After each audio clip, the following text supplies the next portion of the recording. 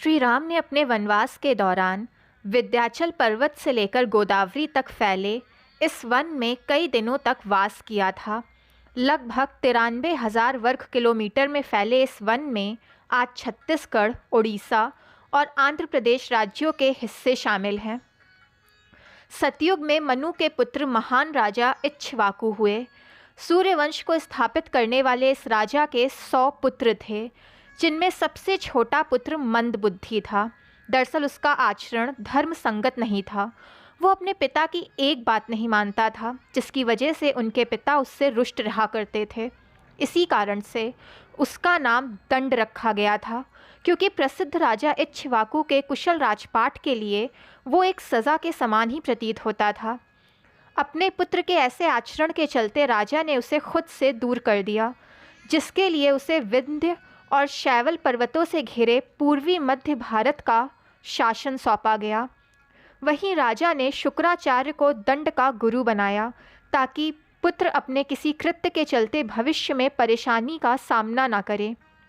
उसी दौरान अपने राज्य मधुमंता में स्थित गुरु शुक्राचार्य के आश्रम जाकर दंड ने शास्त्रों का अध्ययन करने का निर्णय लिया। उस सुंदर आश्रम में गुरु की रूपवती कन्या अर्जा भी रहा करती थी। एक दिन दंड की उस पर कुदृष्टि पड़ गई और मर्यादा को भूलकर वो उसके साथ दुराचार कर बैठा।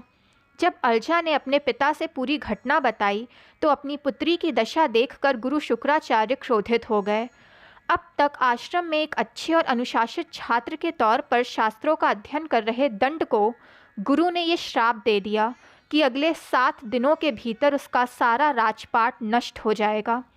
यहाँ तक कि उसके राज्य से 100 कोस दूर तक श्राप के प्रभाव से शमशान सा नज़ारा दिखेगा, जहाँ किसी भी जीवित जीव जंतु का कोई चिन्ह शेष नहीं बचेगा। ये श्राप देने के बाद गुरु शुक्राचार्य अपनी पुत्री से कहने लगे कि वो उसी आश्रम में सरोवर के निकट रहकर ईश्वर की आराधना करे। जो जीव इस अवधि में उसके निकट रहेंगे वे नष्ट होने से बच जाएंगे, और इस तरह महान सूर्यवंशी राजा इक्ष्वाकु के पुत्र दंड का समूल नाश हो गया। जिस राज्य में कभी सुख और संपन्नता की धारा बहा करती थी, वहाँ 7 दिनों के भीतर शमशान जैसा सन्नाटा पसर गया, जहाँ कुछ समय पश्चात ऐसा घना जंगल उत्पन्न हुआ जिसके भीतर सूर्य भी प्रवेश नहीं कर पाए। इसके बाद से ही उस स्थान का नाम दंडक आरण्य पड़ गया। इतिहास में इस स्थान का कई जगह वर्णन मिलता है। दंडक आरण्य में रहने वाले लोगों को दंडक कहा गया है। ऐसा माना जाता है कि त्रेता युग में इस जंगल से गुजरकर विंध्य पर्वत पर योगियों को तप करने के लिए वांछित एकाग्रता की प्राप्ति होती थी, जिसके लिए इस वन में उन्हें पहले कई तरह के असुरों और राक्षसों का सामना करना पड़ता था। वहीं अपने वनवास के दौरान श्री राम ने माता सीता और भाई लक्ष्मण के साथ इसके आसपास के क्षेत्रों में प्रवास किया था। हालांकि शास्त्रों में से कई असुरों के निवास स्थान के रूप में बताया जाता है।